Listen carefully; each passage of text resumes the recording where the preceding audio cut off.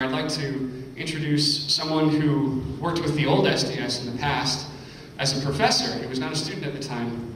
His name is Felice, and he worked at the University of Denver and Poly-Cal in California, and was kicked out for being so outspoken at the University of Denver as a professor. And so, here's Felice. Thanks, Alex. Good to see all of you. Good to see all of you. And I hope that this is just the germ of something much larger that will come. SDS had great successes. I worked with the SDS while I was teaching at the University of Denver. Oh, no, by the way, don't let the dreads fool you. I have a PhD and a master's in the University of Oklahoma. Not that PhD is necessarily a good thing. We know that some of those ruthless and horrible people in the world have PhDs, right? But while at the University of Denver, where I taught from 66 to 69, there were many people who wanted to get out of the draft. So there was an American Friends Service Committee there, and the SDS helped to channel people there, and I helped to channel numerous students at the University of Denver to the American Friends Service Committee, and spoke every chance I got against the war and against the draft, because everybody knew who did even the slightest bit of examination that it was an unjust war. We wanted tin, we wanted tungsten, we wanted to be right there on the Iron Curtain to curtail the Russians should they try anything different. Well, the last place that I taught at was Cal Poly in San Luis Obispo, California. And it was called by Reagan the gem of the system because it was such a conservative university. Church of the Nazarene people seemed to rule the administration there.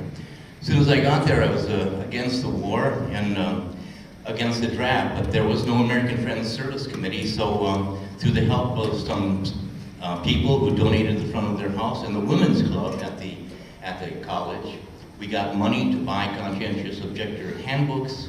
We started our own draft counseling center right in the midst of this conservative place, and so I worked daily with the SDS, and as Hans said, you know, it's not a top-down, it's not a hierarchical structure that we're involved with. All of us are equals, and none of us should be like calling the shots. We all contribute equally, because that's the kind of society that we want, a society in which all of us were equals. But needless to say, in this place that was extremely conservative, the students got behind the truth.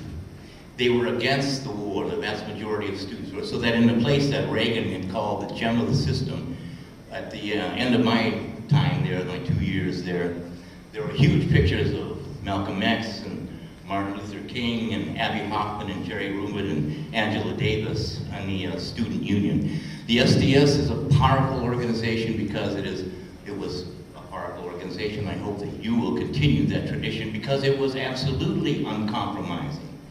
It was absolutely uncompromising. And people like myself said radical things like, wow, if you really believe in a just war, you'll be bombing munitions factories in this country. Now that's horrible to say, isn't it? But if you are involved in an unjust war, those kind of things happen. And therefore, our OTC buildings were attacked.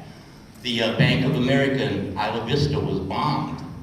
It was shortly after that Nixon began recalling the troops from there because he saw that something bigger than what his power was at hand.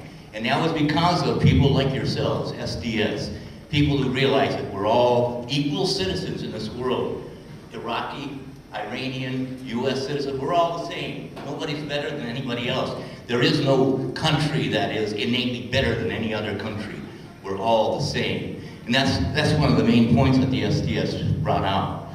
And of course we have a lot to deal with here. This university is named after Anthony Wayne, Mad Anthony Wayne, who committed genocide against Native Americans. We know Washington and Jefferson had slaves, and we know that Lincoln, in spite of the Emancipation Proclamation, allowed the massacre of Native Americans out west. None of these people, there never has been a time in the history of our nation when all people have been equal or all people have been free. Remember that. That's just a myth that we have some golden age that we're returning to. We never had that golden age. We're only going to get it if people like you do the best that they can to tell the truth about everything that's going on.